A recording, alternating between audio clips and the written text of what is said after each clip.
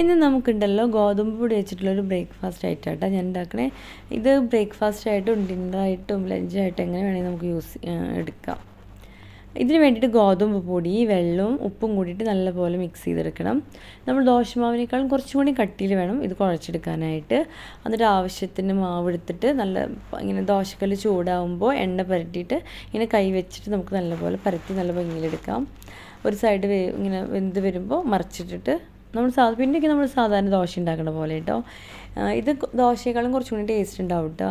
നമ്മളെപ്പോഴും ദോശ കഴിക്കുമ്പോൾ ഒരു വെറൈറ്റി ഒരു ചേഞ്ചൊക്കെ ആയിട്ട് നമുക്ക് യൂസ് ചെയ്യാം.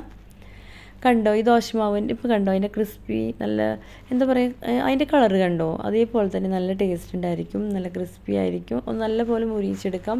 ഞാനിതിവിടെ കണ്ടിട്ടുണ്ട് കേട്ടോ. അവർ നല്ല പേപ്പർ പോലെ ആയിട്ട് പേപ്പർ കനത്തിൽ ഇങ്ങനെ ക്രിസ്പി ആയിട്ട് ഇങ്ങനെ ഉണ്ടാക്കുന്നത് കണ്ടിട്ടുണ്ട് കേട്ടോ. എല്ലാവരും ഇഷ്ടമായെങ്കിൽ ഒന്ന് ഉണ്ടാക്കി നോക്കണം കേട്ടോ. വല്ലപ്പോഴൊക്കെ ഉണ്ടാക്കി നോക്കാം. വീഡിയോ ഇഷ്ടമായി ലൈക്ക് ചെയ്യോ, സബ്സ്ക്രൈബ് ചെയ്യോ, കമൻറ്റ് ചെയ്യോ. നമുക്ക് ഇന്ന് ഞാനിത് എഗ്ഗ് കറി കൂടിയിട്ടാണ് കഴിക്കുക. ഇത് നമുക്ക് ഫിഷ് കറി എന്ത് കറി വേണമെങ്കിലും നമുക്ക് യൂസ് ചെയ്യാൻ പറ്റും. ആ ഈ എഗ്ഗ് കറിയുടെ ഡീറ്റെയിൽ റെസിപ്പി ഞാൻ നാളെ ഇടാം കേട്ടോ. നിങ്ങൾ വീഡിയോ ഇതൊന്ന് ഉണ്ടാക്കി നോക്കണേ എല്ലാവരും.